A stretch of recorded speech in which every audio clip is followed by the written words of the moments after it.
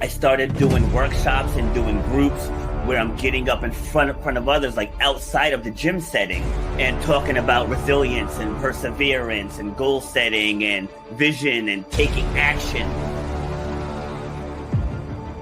You should know what 1 hour of your time is worth. You should know the value that you bring to the marketplace. You know what your passion is.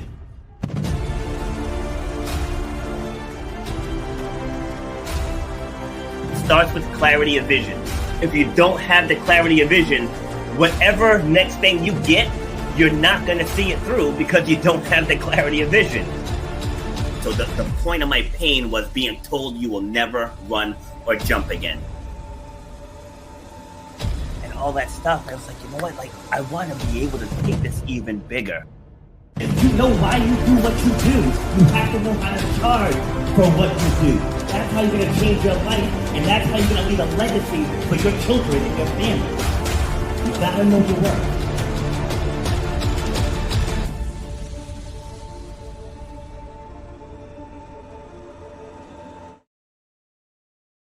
Hello, ladies and gentlemen. This is Rob, and I am back with episode number 348 of Shut Up and Grind, where we empower, inspire, we ignite that inner fire, and then we unleash the new and improved you so you can clear whatever is blocking your path to the success that you want in this lifetime. So I bring guests on from all over the world. I had guests from 6 of the 7 continents. Now, audience spans 65 countries. And why? Because struggle is global.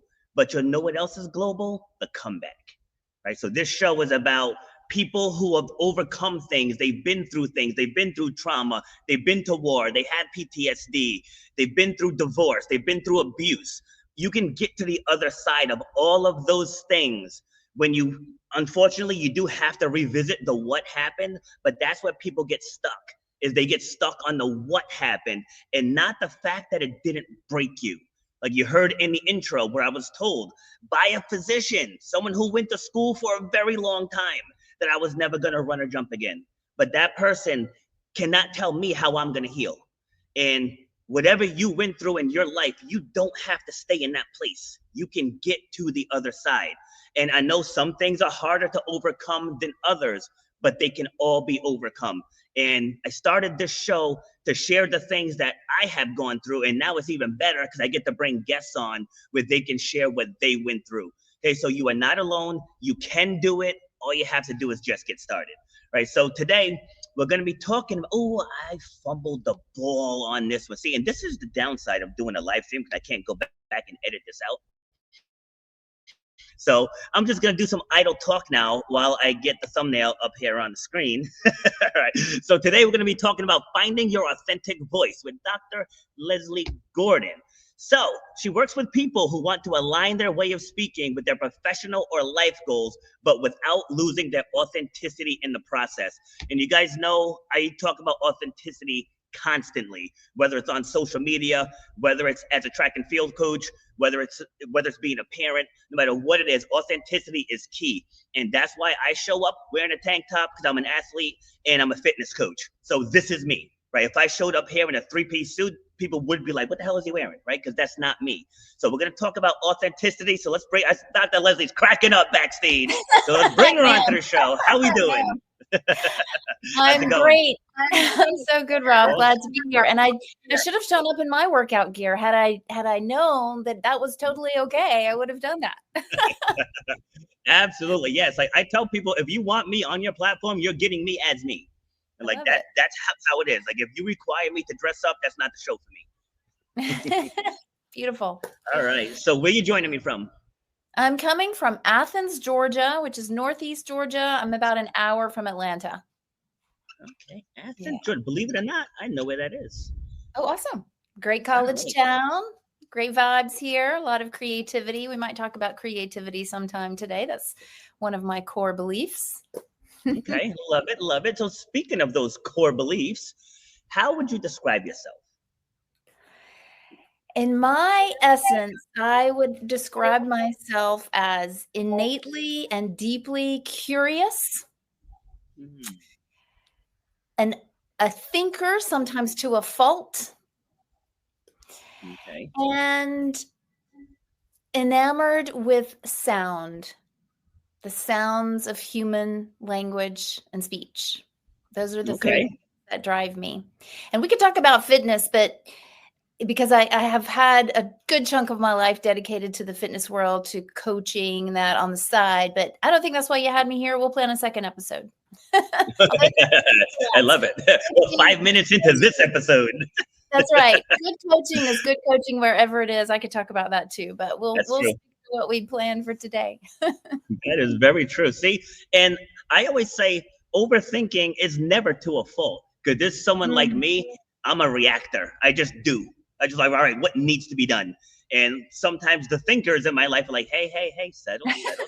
Let's talk this through, right? So it's a happy balance, like there's leaders, balance is key. Feelers. Yes, that's absolutely. It. Balance is key, because there's also analysis paralysis, and I'm guilty of that. Yes. It's one of the things that kept me from doing what I currently do for a while. Taking in all the data, looking at the possibilities, running the numbers, planning the scenarios, all of that before I leap. So if I had a little more reactor in me like you have, I would have started sooner.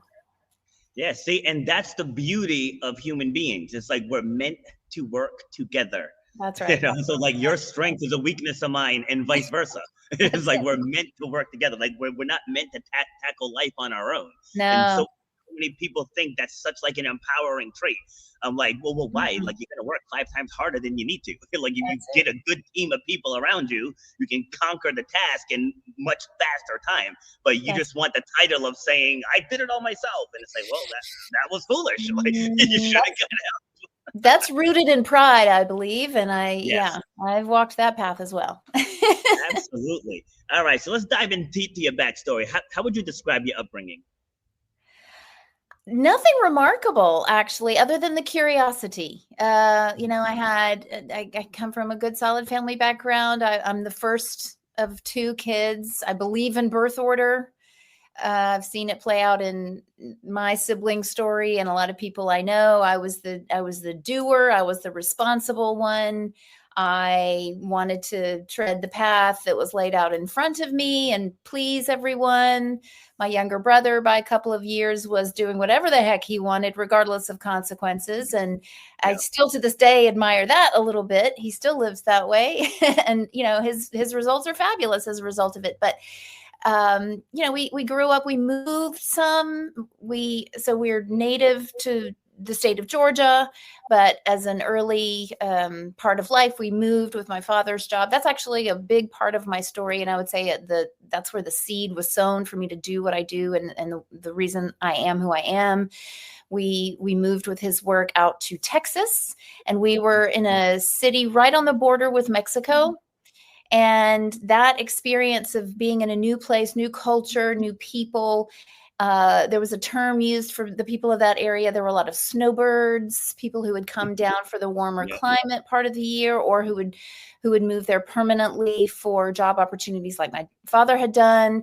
And I was surrounded by new voices from everywhere, including the new language of the country just next door. And it was a playground for my mind and my ears. And that was a pivotal time, because it really opened my eyes to other voices, other cultures, other ways of expressing ourselves, other ways of being. And I wanted to crack the code on all of it. So that was really the beginning. It was a trip home that incited a pain point, I think, that further pushed that seed into the soil and set me on a path of deep, deep curiosity about human language, human variation in language, accents, and how all of that intertwines with our identities. And then going through my professional years, through school, work, advanced education, professional career, I had those pain points myself, navigating what is my voice in this space? When can I use my voice? How does that voice need to sound? A lot of inner questioning. And ultimately, it led me back to my first love, which is speaking and how we connect with each other through our speech. The way you speak both shapes your life and is shaped by your life, and helping others navigate those same difficulties in identifying their voice, using their voice, but maintaining their true self in the process, not trying to become someone else while finding their voice. So that's a Okay. quick snapshot. You might want to poke some holes in that. I'm open for it. All right. So you said a move home sparked a pain point. What was that pain point? You know, the funny things that happen when you're a kid that you think about years later. And I only thought of this a couple of years ago, but after we'd been out in Texas for about a year, my mom and my brother and I went home for Christmas. My dad had to stay behind and work. We went home for Christmas to visit grandparents and other family, and we were making the rounds, people we hadn't seen in a while. We were driving around saying hi to people, and my mom ran into a friend of hers, this gentleman she'd known for years, and when he checked in with us kids, "Hi, how are you?" in his South Georgia accent. And I replied with my shifted accent. He made fun of me, or that's the way it felt. He laughed. He laughed out loud. And he made some remark like, he repeated a word back to me in a way I could tell he was pointing it out that I was saying it differently. Yes. And made some remark about, "Well, you sound like one of them now." And I don't think I heard anything else that happened in that conversation. That just, my mind immediately went to, whoa, why is he pointing that out? Have I done something wrong? I mean, you know the way kids think, right? What did I do wrong? Yeah. What did I do wrong? What did I say wrong? Am I different now? Do I have to be one way here and one way there? And it stayed with me. And ultimately what it did, Rob, I'll be honest with you, it made me question my native sound. Because as I grew older, I also realized there's a stigma around a Southern accent. And as I progressed through education, and I was building this career in education and wanting to have a career there, I wanted to hide that part of myself. I did not want to be mistaken for someone who stereotypically has maybe subpar education, has a certain political viewpoint, blah, blah, blah, right? All the thoughts associated with it. And I tried to hide it for a long time. I would adopt a more neutral sound. I would lean into other accents and sounds. And parallel to that, because my background is what it is, I'm a linguist, I'm a language learner and lover and teacher and researcher. I've learned other languages, and I was having the same conversation with myself in those other languages. Which accent is best? Which one should I adopt? Because when I acquire a language, I want to pass for native, right? So I really lean into the sound. So I had that question with myself, even in other languages. So the same person is having multiple conversations with self. How do I sound as a native English speaker? How do I sound as a speaker of this and that language? And I was trying things out and to see how it felt, what feels true to me. And after years of this experimentation and wondering and self-doubt and wondering if I was showing up as the right person, I had a chance encounter with someone who's now a mentor of mine, passing conversation, and she detected a little Southern accent, and she commented on it in a positive way. And I apologized. I said, "Oh yeah, I let that slip, I guess. I'm sorry." And she called me out on it and said, "Why would you apologize? Isn't it part of your story?" And I had no response. And I realized I've been hiding part of my story, but why? And so that just propelled me even more to really dig in, study what I loved, and help people who are trying to identify their authentic voice, use it with pride, and then use it with presence and energy so that they can create new and authentic connections with other people. And that's what I do now. And it's a gift. It's a blessing. Yeah. So did you come up with the answer to the why? I think, yes, I think this is my obstacle. The reason I was hiding it is because I was living to my perceived expectations of others. I assumed that others, be they colleagues, teachers, friends I had yet to meet, were expecting a certain thing of me. I assumed that they were looking for a certain profile, a certain level of accomplishment, a certain kind of voice. And I was living to that expectation rather than my own.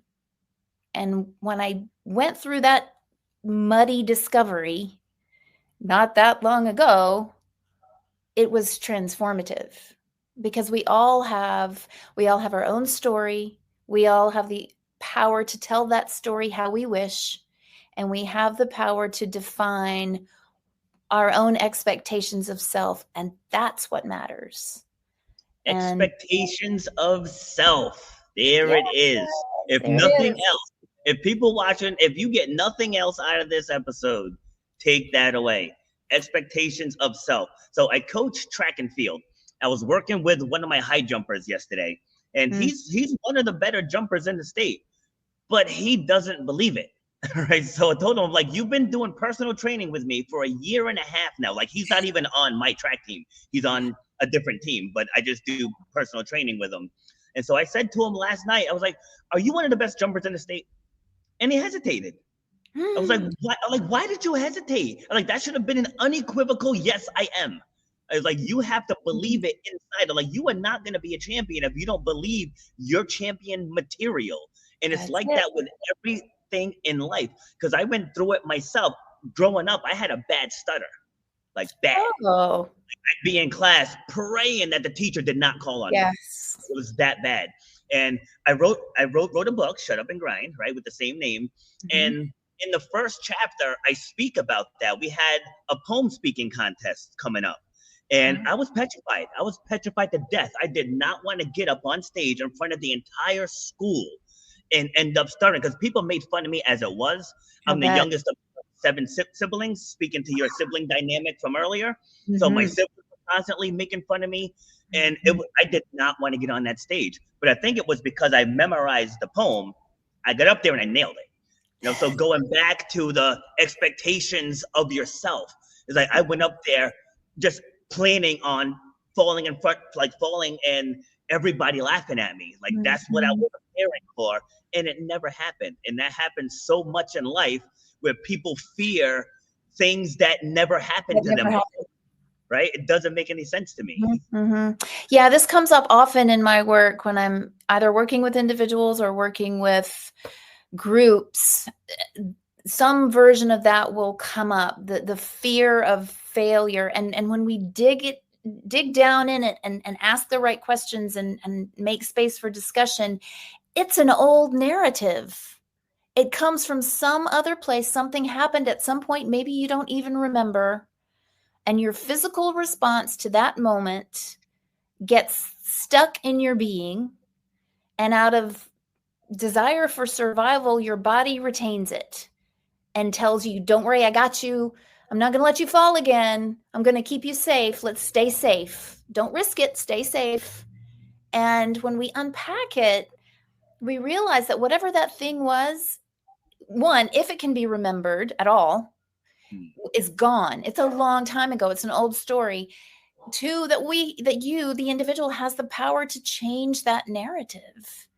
And what I like to encourage of speakers, whether I'm working on them with boosting accent and clarity and confidence, or if it's accent work, I help speakers believe in themselves as speakers, because we are. As human beings, we are speakers. If we're speaking to one person or 1,000 people, the stage is just a detail. We are communicators. We are wired that way. And if you're holding on to an old story that you don't do it well, that's that limiting belief. It's the cap you put on yourself, like my wrong idea about others' expectations of me, right? Translated into my own expectations of me, which were limiting. So we got to get past that. And that's a lot of the work that I do with speakers, getting past those old narratives. Absolutely. So using athletics as an example to just illustrate what you just shared.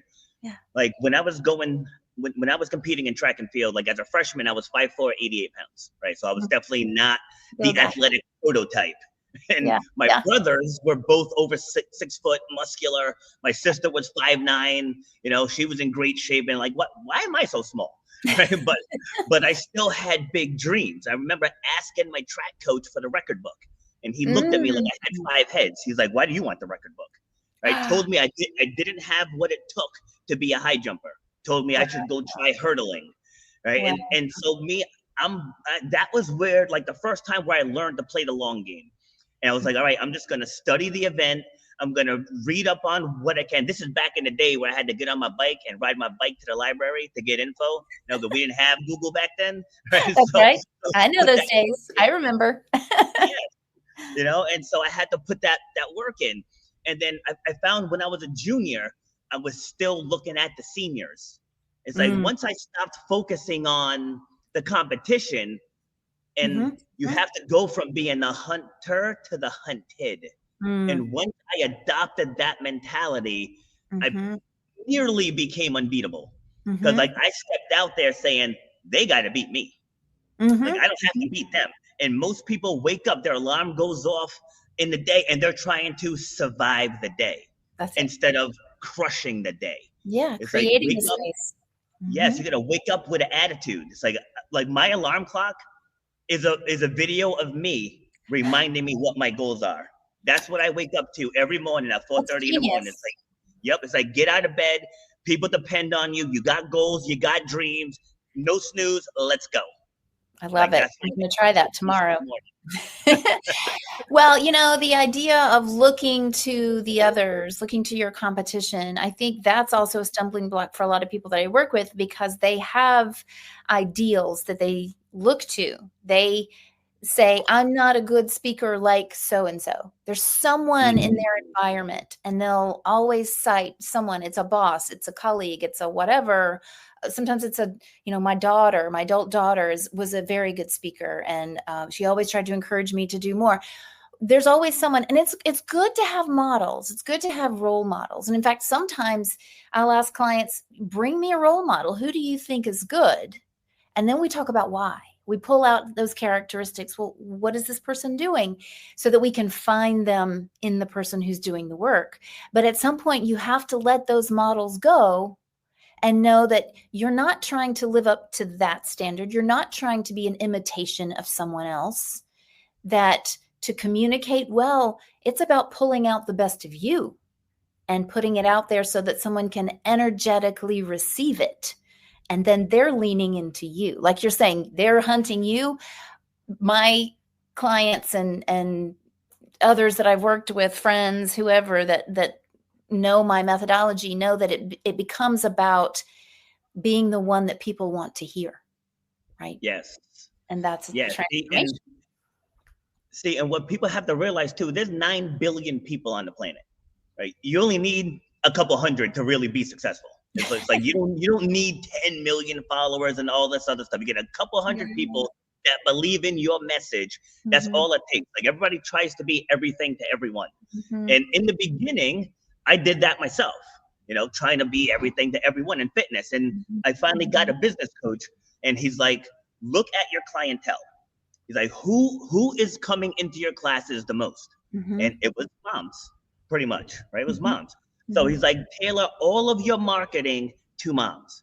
And I was like, does that mean I can't train dads? He's like, oh no, you can still train dads. Like, I can't train athletes? No, you can still train athletes. He's like, but if the bulk of your clientele is moms, that's who you market to. And then you can organically pull in the others. And it made sense. Once I did that, like my business tripled. I was like, but I was sitting there thinking, if I serve more people, I'm going to be able to have a bigger impact and make more.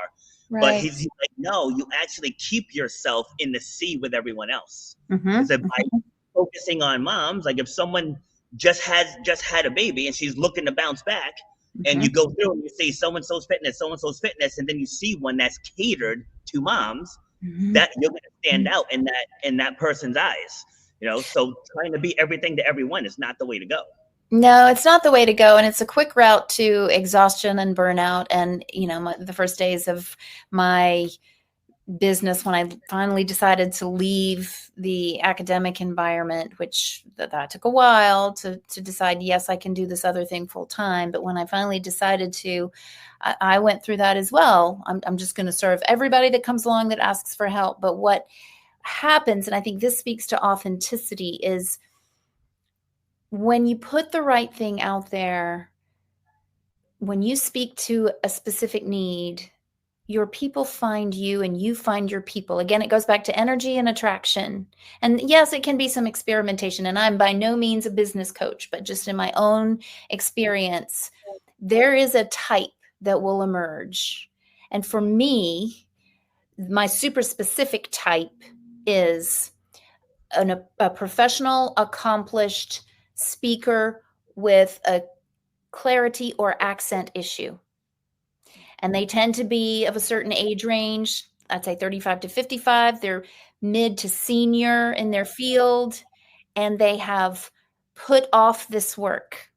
They have achieved and they've gone through the steps and they've climbed the ladder, but they've gotten to a point where they realized they can't hide from speaking anymore. They can't go through the struggle anymore. It's time to stop getting through it and really enjoying it and using it to connect and to show up authentically. And so sometimes that means working on the specific technical issues around an accent, because that's my technical expertise.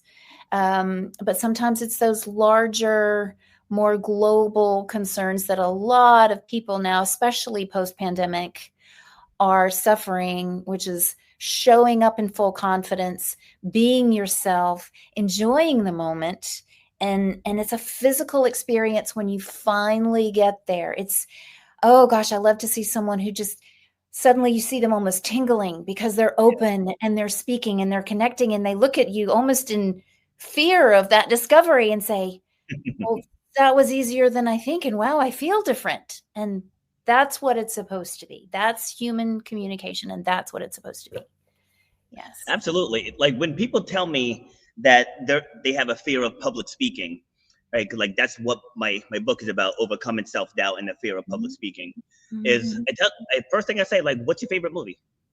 And I'm like, what did you like about it? And they just start talking. I said, see, I said, confidence isn't, and this is my own definition, right? Confidence isn't a thing. Like, it's not a thing that you can go and get. Confidence is driven by competence, right? So our topics right here, we're both well versed in our topics. If we started talking about astrophysics, I can't speak on that. Can you? No. Exactly. So that's the thing. It's like confidence isn't something that you carry around. It's like I'm confident talking about fitness. I'm confident talking about overcoming obstacles. Why? Because I've overcome a whole ton in my life. It's like those are the things that drive people speaking. It's like people are afraid to tell their story because they don't know how to.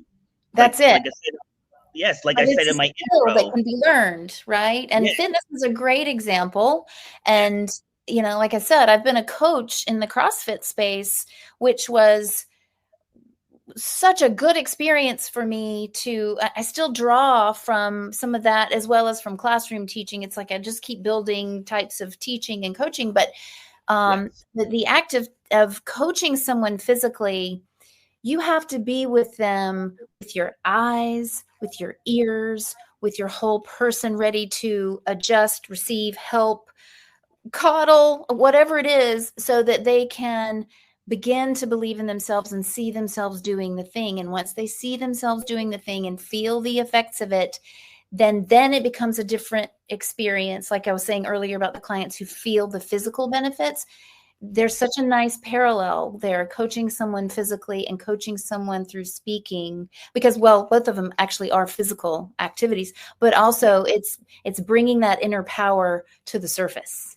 and they have to know they can do it. They have to go through it and see it for themselves. And that's when you start building the confidence. It's not like you say, you can't just buy it off a shelf. Yes, exactly.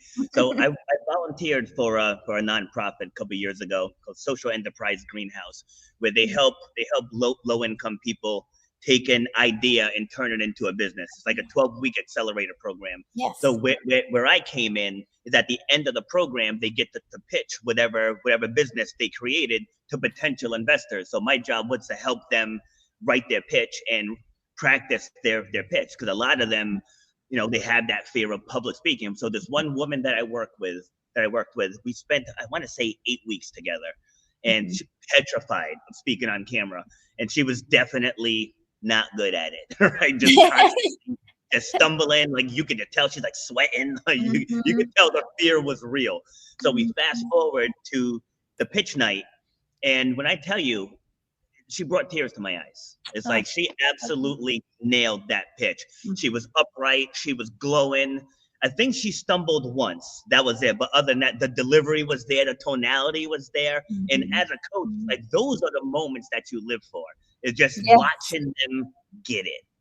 Yes, that's so true. And, having been a teacher and a coach, you're right. It's those moments when someone just blossoms into that person and gets that skill, and it happens within them. That's all. That's it. That's what we do. That's why it's worth it. But, I'll say, on the note of public speaking, when I get probably, I'd say 9 out of 10 of the people that approach me will say some version of, I'm afraid of public speaking. And usually my first question back to them is, how do you define public? Because everyone thinks of it as a crowd or a board meeting or whatever. It's usually a more than one person scenario. But public literally means relating or of the people. It doesn't say how many people. Yep. So when you're speaking to one person, that's public speaking. Anything outside of your head. And most people don't think a thing about speaking to one other person. True. So it's a detail that there are other people in the room. And a key thing, I think, is leading them from that realization to the ultimate understanding of speaking, which is, it's really not about you. It's about the other person. It's about what they need to hear. It's about reaching to their goals. And when it becomes other focused, that's a light bulb. That's fun to see. Yes. So it's great that you said that, because I always tell people, nobody cares about your story. I said they care about how your story pertains to them. That's what they want to do. Like, there was a guy last year. I MC an event every year called the New England OCR Expo. And so one of the key speakers last year, he just talked for like 25 minutes of just nonsense. Like, people were on their phones. Some of the vendors got up and went back to their vendor tables. And so I did a Zoom with him a few days later, maybe a week later. I was like, all right, I'm like, are you open to feedback? He's like, yeah, that's okay, because that was a train wreck. Right? I'm like, I'm not going to sugarcoat it. I'm like, that was an absolute train wreck. And then I just gave him some tips. I said, all you did was you just spoke about yourself. Like, you have to insert us into your story. Like, I donated a kidney to my sister in 2011. And whenever I tell that story, I always start with Christmas 2009. Where were you? And so now they're thinking about where they were Christmas 2009. Imagine getting this phone call from your sister, right? So now they're part of the story, instead of just getting up there. Hi, my sister called me in Christmas of 2009. And like, you're just talking at people. It's like, you're not getting them into your story and seeing how whatever struggle they're going through. It's like, you know what? I felt pain like that. Like, this is what I've gone through. And like, a lot of people, they just get up and just talk. Yeah, and I see that a lot, especially in people that I work with in the academic space. And again, I know that world. I've been there a long time. Researchers, especially, or practitioners that are called on to speak to, I would say, data-driven topics. And the prevailing way of doing that for so long has been dump everything into a PowerPoint and then show up and show your PowerPoint. And everyone just wants to read the information off the screen. But I'm getting more and more people who are beginning to see that even if your data is compelling data, Your job is to connect with them about it. And Yes. if you're not taught, again, it goes back to what you're saying, you weren't taught to do that. You were taught to go after the data, crunch the data, come up with the results and the conclusions and the recommendations and put it in a PowerPoint and go talk about it or publish it. And to turn it into something that means someone to a crowd is a new skill, but it's completely a skill that can be acquired. And so we get them to go from just reading off the PowerPoint to involving the people in the room and why that information matters, turning them from presenter to interpreter. Yes. And the results are outstanding. Again, it's a journey, it's a mind shift, but once someone gets there, they don't ever want to go back to dry PowerPoint reading. So Absolutely. yeah. Again, like everything that you're saying, it's like I have stories to illustrate it, right? To illustrate it. So I was Yeah. speaking at Johnson and Wales High School. Johnson and Wales University. I'm in Rhode Island. Okay. And it was about like maybe 160 or so high school juniors and seniors. It was a health services career fair. So Mm-hmm. being an organ donor, I was there with New England Donor Services. Okay. And so I believe the Cancer Society went first. And like all three of their speakers, again, it was like snooze fest, like total snooze fest. And so we were next. And so the woman that led off, and to her, point, I guess, she had to do all the data. I mean, to your point, she had to do all the data, Mm-hmm. but like she totally could have done it better. Also, Mm-hmm. to your point, she was probably never taught how. Right. So I asked the person doing the slides, I was like, leave that last slide up there because I was next. And I leaned over to the director and I said, watch this. so all the kids, I said, all right, guys. I said, who here has ever wanted to be a superhero? And all the hands go up. I was like, who did you want to be? Who did you want to be? Right. And I started talking about how donating, like becoming an organ donor, you can affect 50 lives. 50 lives. I said, then if you inspire somebody else to become an organ donor, now you just affected 50 more lives. That's I was good. like, and that is how you become a superhero in real life. And I didn't lose not one of them. They were locked on me the entire conversation. And as a speaker, that's what you want. It's like you want to reel them in. And then I reiterated the data on the screen, but I did it in a fun way. Mm-hmm. So like I kept all their attention because nobody wants to sit through a boring presentation. Nobody wants No, to. and I tell people all the time, if your PowerPoint is as good as you think it is, no one needs you. I mean, why do you need to stand there and read it? They can do that themselves, right? Mm-hmm. So it's definitely, but that technology has had such a huge impact for decades. Yes. And we're coming. It's curious to me, again, the serial overthinker, that we a long time ago our civilization got by with only storytelling. That's how we passed down everything: history, experience, teaching, all of the things. Now, and now in the last 100 years or so, we've got all these wonderful technologies to be able to push out the printed word and information and flash presentations in an instant. But what we're coming back to is the power of connecting on that information through the voice, through the person, and getting that engagement that make people remember what you were there to talk about, right? We need that human connection. Yeah, and people that go to events like that, they're there seeking knowledge. Right? They're there seeking knowledge. So I won a scholarship at the Fitness Business Summit out in California. This is back in 2014, I want to say. And so I went back again in 2016 for a follow-up. And so there was right around 1,000 people there. So the director asked me to come up and take 3 minutes to share about, what's changed since I won the scholarship. And I've never had an issue speaking before, but I also never spoken in front of 1,000 people before. But it's a lot of people there. And in that 3 minutes, I mean, the speaker world. So I'm sure you've heard of Lewis Howes. Right. So Lewis Howes was one of the speakers. Bedros Keuilian was one of the speakers. Like there's a lot of these big name speakers there. So when we broke for lunch, like this guy's walking towards me, and I'm just thinking he's not paying attention or whatever. And he's like, I came here to hear what you had to say. Wow. I was like, me? I was like, me? I'm like, millionaires out here, like, and my word resonated with you. But it was because I spoke about the struggles. Like before we even came live, remember I said like we want to dive into the how you got to where you are now, because that's what people want to hear. If somebody who's struggling, they don't want to hear your $1,000,000 BS. They don't want to hear that. Right? They want to hear, oh, all right, so they were here too, and then they got there. Like I can do that thing. So like when he said that to me, that was when I knew I was stepping into a superpower. Yes, relatability is credibility. Yes. Right. Absolutely. And that's what people want to know, who this person is that's hundreds of feet away from me. Why do they deserve my precious attention and the ever shortening attention span? Right. Why do I need to give them my time? And that's it. They need to relate. Yeah. So that's gorgeous.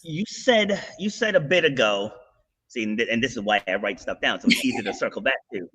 You said you left academia and it took you some time to make that decision, because I did the same thing leaving the restaurant industry. It took me a long time to fully make the jump into fitness. So how did you navigate that, and then what ultimately gave you the courage to move forward? Well, the spark of an idea for what I currently do came to me in 2014. And it lit me up so much that I started diving in, researching, cold calling people, which was not something I would do, to find out more. How can I do this? How can I do that? Who do I need to meet next? And this was happening on the side and in the quiet. I was sort of keeping it to myself, all the while still building that academic resume, looking for that next opportunity, what have you, getting more responsibility, running high prestige programs, all the things. So on the surface, I'm doing quite well in the academic environment. Inside and in the quiet of my own space, I'm researching how to do this other thing, until it reached a point, I can tell you physically, that it was like the knot in the stomach that would not go away, until finally that knot, I could put words to it.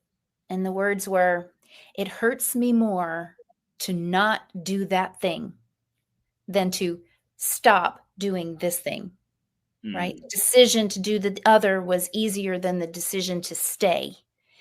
And it just worked out that the opportunity, I had outgrown where I was, and it didn't seem like there was an immediate next step. Sometimes the academic world moves really slowly. And I had an opening to leave. I wasn't leaving because of the thing, but it just seemed to make sense. But I'll tell you, in truth, I took a step out and then I took a half a step back in, because I stepped out. I made that break. It took a lot of courage. I had a conversation. I remember the conversation that I had with my boss to tell her that I was leaving should have terrified me. And now I'm speaking to people out there who have these high stakes conversations with one person. Should have terrified me. But the reason I was doing it was so important. And I knew that I was continuing to open that door for myself and having that conversation. That conversation stood between me and what I needed. And it ended up being the easiest, most authentic. I was my most open self, and it went well. And there was no question. I left there thinking that was absolutely the right thing to do. And that, I mean, how many times in your life do you leave with peace about something that you just did, right? So that was a sign. But then my overthinking brain decided, but I might need a little cash flow, so I'm going to pick up a lecturer position and I'll still teach. So I did. I got one. I was already affiliated with that academic department because of my background and all of that. I had been teaching for them through the years, just here and there. Picked up a full-time lecturer position, tried to do both at the same time, build a business and be teaching full-time. And it killed me. It just sucked the life out of me to do both. And what happened was I was not showing up well in either space. Yes. Not to mention my family that was getting the scraps of me. And that knot came back and it told me, you've got to give everything you've got to this thing you've been going toward. And if it fails, it will be a glorious failure and you'll be glad you tried. But if you keep holding back from it, it will never grow. And so the next year, my husband and I had the conversation, and I said, I know it's a risk, and I'm not a risk taker. Neither of us are. We're both applied people, careful, cautious, all of that. And by then he could see it too. And he said, no, you got to put both feet in, and we'll figure it out. You'll be fine. And there have been ups and downs. There have been times I go a month and I don't have any business coming in, but I'll tell you, I have never questioned the decision to do it because I'm absolutely aligned with what I'm supposed to be doing. And so we move forward. See, and that's the thing. And the most powerful thing that you said there was, if it fails, at least I tried. That's what I've tried so many. I tried to go into real estate, too much paperwork. I tried to go into insurance, boring, right? I was going to climb the restaurant ladder. It's like I made it to general manager. At one point, I was managing 2 different restaurants. And it's like, if I just hold on longer, I'll get the company car and I'll be in charge of my schedule. And then I went back to 17-year-old Rob. Like, I grew up in the woods, right? And I remember being in the backyard with a stick, giving a motivational speech to the trees. Right? And I remember my mom being up on the deck, like, "What are you doing?" That's fantastic. And I'm motivating the masses.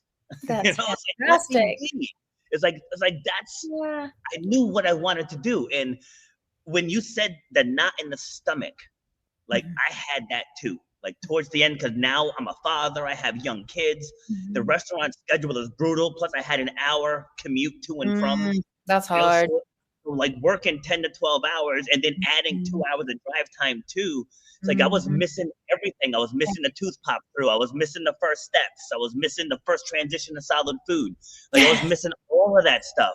Yeah. And I was like, I don't want to do this anymore. It's like, I don't want to go. I mean, yes, I was good at it. I got promoted. I got paid decently. I got recognition awards and all that other stuff. But I was like, it got to the point where I don't want to do this anymore.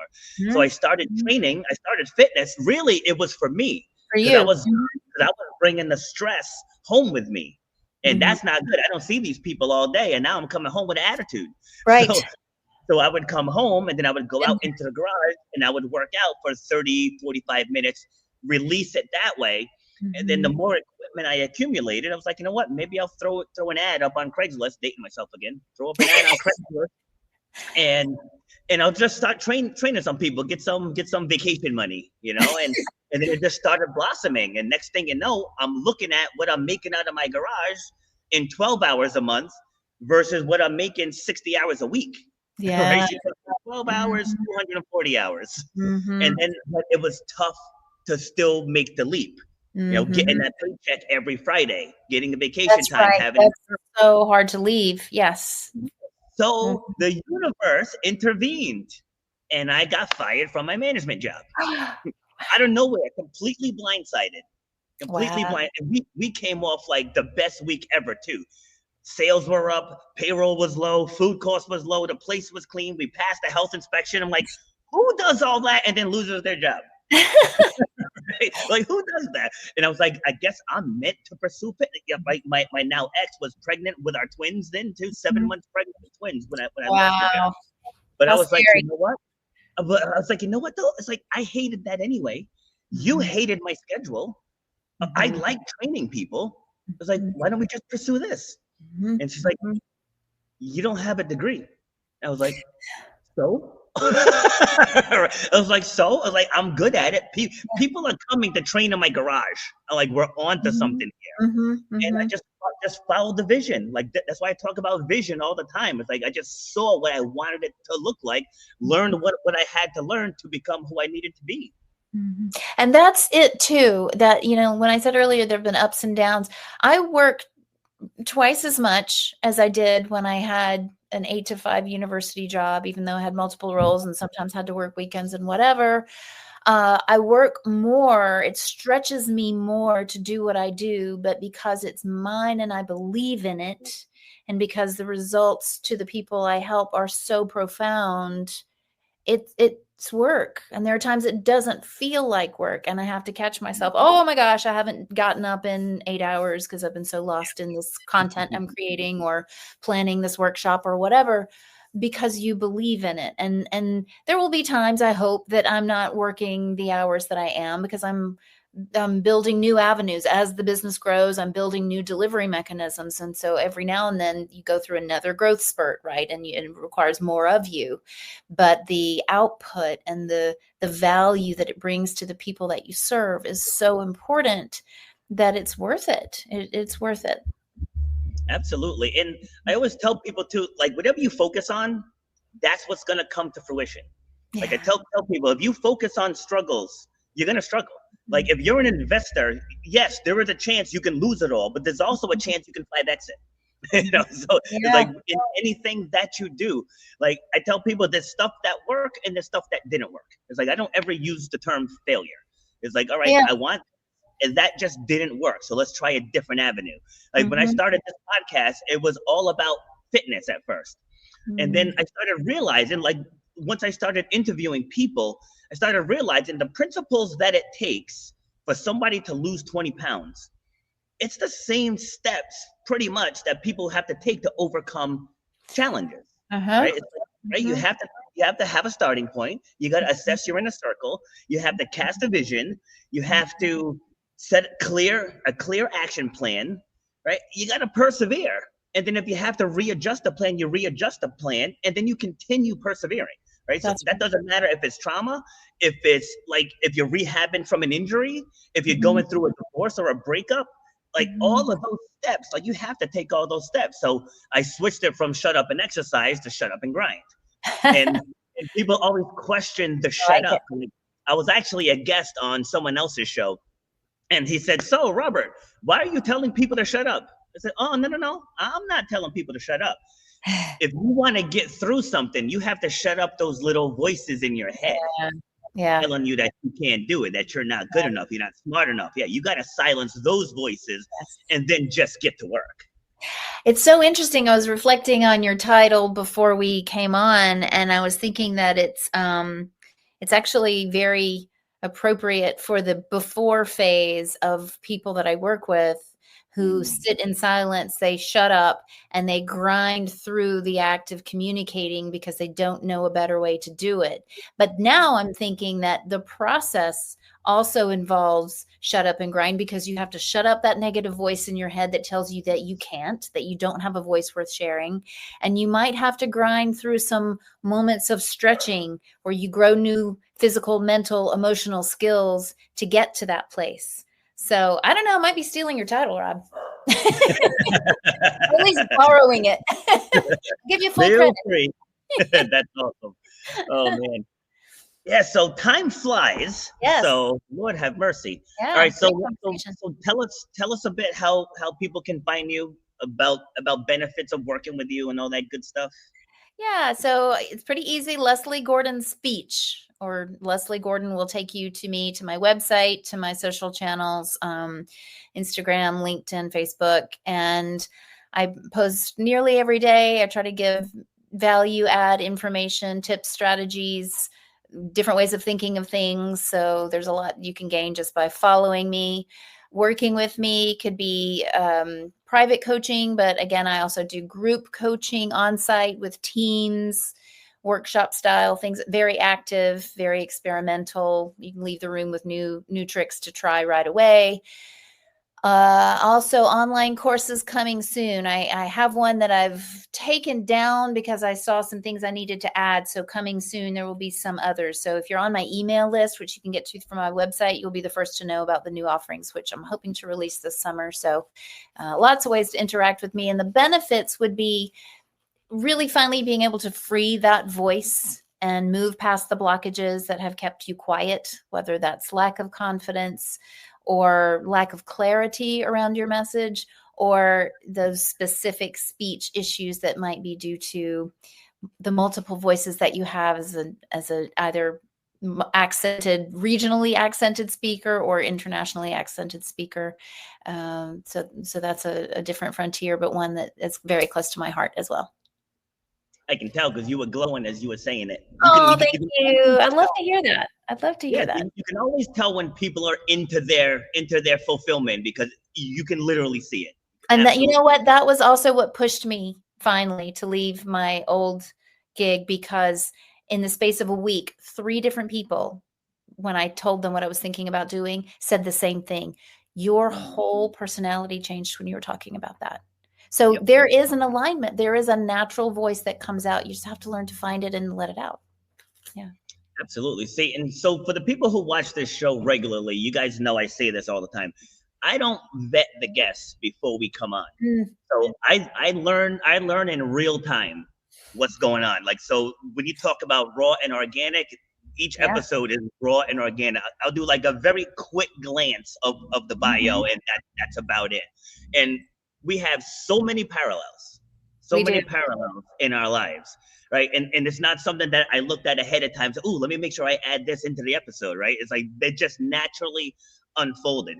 And what people have to understand, we got to stop with all the division, right? With all the division. It's like we're all the same. Doesn't matter what walk of life you come from. Struggle does not discriminate, but neither does the comeback. Right? So it doesn't matter where you are, where you grew up, if you had 1 parent or 2 parents, if you were orphaned, like whatever the struggle is, you can get to whatever success you want in this life. Stop putting limitations on yourself, because 9 times out of 10, what you're fearing is never going to happen, right? Just that's it. Figure out what it is you want to do. I always say all you need is vision, drive, and perseverance. If you have those 3 things, you can overcome absolutely anything. I'm going to come to you for the final word, and then we'll break it down. Find your voice, use it. It's your greatest gift, and someone needs it. Absolutely. And I just want to add on to it. Somebody needs it like only you can say it. That's it. Gorgeous addition. There are people because my style is very direct and to the point. Some people need that. Some people need a more empathetic, point of view. Somebody needs a combination of the two. Like, you never know, but you put your voice out there and your tribe is gonna become attracted to you.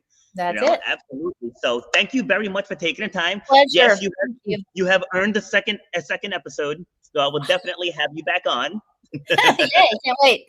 Yeah, so I haven't done one in a while, but I do panels also. Let me pull this up here. So I'll bring back former guests. Like this one here, we did embracing vulnerability. And then all of us, we just take turns, because like there's no one answer to everything. Like, like life is not linear. So like what vulnerability means to me can mean something different to you, something different to Holly, something different to Dan, and everybody just shares. So I usually invite 6 people, and then we'll see how many can come. And I wait until I get the 6, and then I pick the topic, because I've interviewed all of them. So I know what you can all speak on. And so I'll make sure that I pick a topic that's suitable for the 7 of us. And like there a lot of good things have come from these panels too. Like, people have collaborated, they've co-authored books. A couple people have started podcasts. Like this guy Shay Brown, which I'm going to connect you with. Like he actually filmed a docuseries for me, because I filtered him probably like 40 people for his show. And so he did that for me. He's like, if you can get to DC, he's like, I'll do it for you free of charge. I'm like, really? I was like, all right, DC it is. All right. So, you're a kingpin. I love it. Yeah, so I'll definitely be in touch with you. Okay. And have a great day. I will. You as well. Take care. Thank you. Cue the outro. You've been listening to Shut Up and Grind. We hope you've gotten some useful and practical information from this show. Robert has over 20 years experience pouring his knowledge and expertise at many events in the service and fitness industry, as well as secondary schools and universities. He has a true passion for helping others break through the barriers that are holding them back. To book Robert B. Foster to speak or to reach out, go to robertbfoster.com. Till next time, shut up and grind.